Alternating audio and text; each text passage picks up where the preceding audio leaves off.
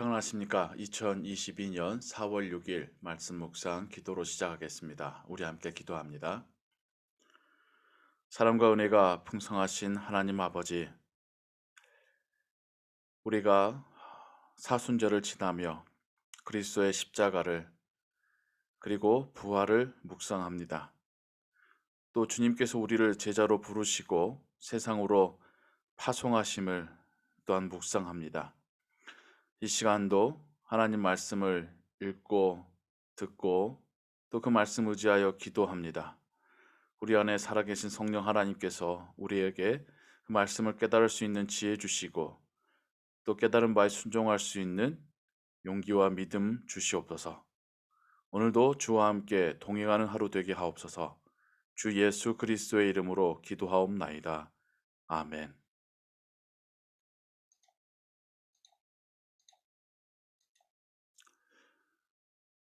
오늘 읽으실 성경은 마태복음 15장과 16장입니다. 이 시간에는 마태복음 16장 13절에서 20절의 말씀, 베드로가 예수를 그리스도라 고백하는 이야기를 통하여 우리의 고백은 무엇인지, 교회는 어떠한 기초 위에 세워졌는지를 함께 우리가 묵상해 보도록 하겠습니다. 예수께서 빌립보 가이사랴 지방에 이르러 제자들에게 물어 이르시되 사람들이 인자를 누구라 하느냐. 더러는 이르되 더러는 세례 요한, 더러는 엘리야, 어떤 이는 예레미야나 선지자 중에 하나라 하나이다. 이르시되 너희는 나를 누구라 하느냐. 시몬 베드로가 대답하여 이르되 주는 그리스도시요 살아계신 하나님의 아들이시니이다. 예수께서 대답하여 이르시되 바요나 시모나 네가 복이 있도다. 이를 네게 알게 한 이는 혈육이 아니요 하늘에 계신 내 아버지시니라. 또 내가 네게 이르노니 너는 베드로라. 내가 이 반석 위에 내 교회를 세우리니 음부의 권세가 이기지 못하리라. 내가 천국 열쇠를 네게 주리니 네가 땅에서 무엇이든지 매면 하늘에서도 매일 것이요 네가 땅에서 무엇이든지 풀면 하늘에서도 풀리리라 하시고 이에 제자들에게 경고하사 자기가 그리스도인 것을 아무에게도 이르지 말라 하시니라. 이것은 하나님의 말씀입니다. 아멘. 예수님과 제자들의 함께 생활하며 말씀 전하며 또 제자들이 교육받는 그 시간이 3년을 향해 채워가고 있습니다. 예수님의 사역, 그 가르침에 대하여서 바리새인들, 서기관들, 사두개인들은 예수님을 비난하였고 예수님의 가르침을 인정하지 못하였습니다. 그리고 예수님에 대해서도 일반 사람들도 선지자 중에 하나 정도로 생각하였더라는 것입니다. 하지만 예수님은 제자들은 예수님을 어떻게 여기고 있는지를 물으십니다. 이때 베드로가 대답하기를 주는 그리스도시요 살아계신 하나님의 아들이십니다라고 대답을 합니다. 이것은 굉장히 파격적이고 놀라운 대답입니다. 예수님을 주로 부를 수 있는 것은 높여 부를 수 있는 호칭이기에 가능합니다.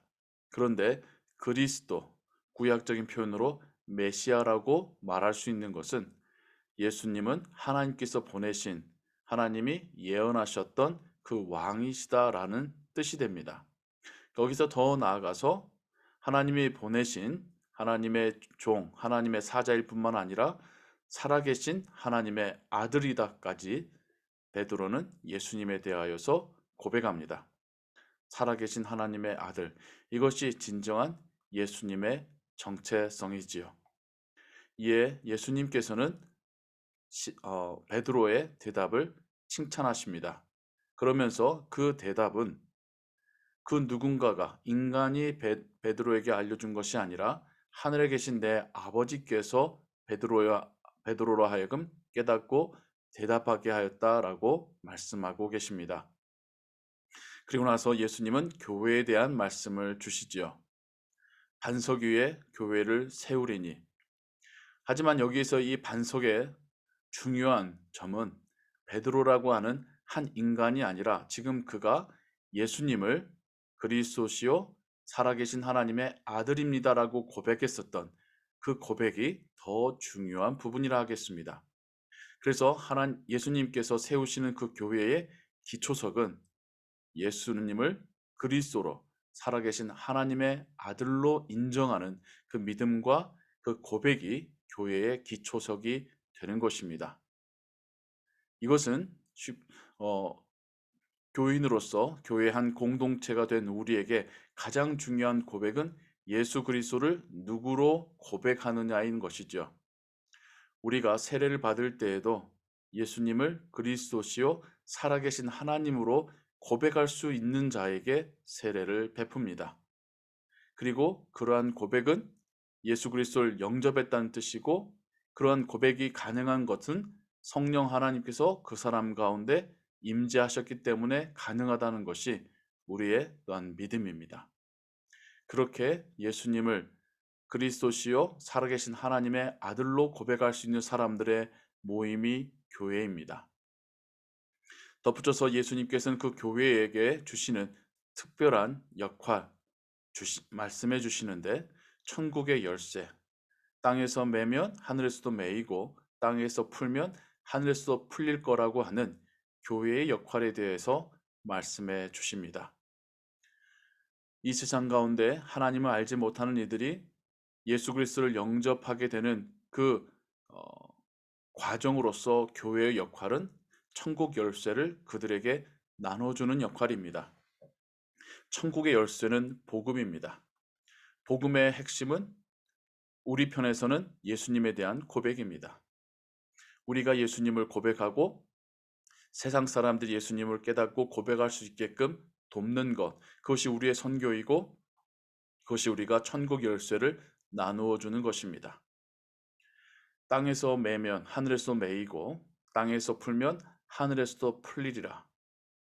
이것은 장차 박해받을 교회에 대하여서 교회에 임한 핍박을 하나님께서는 기억하실 것이고, 또 교회가 사랑으로 구제하고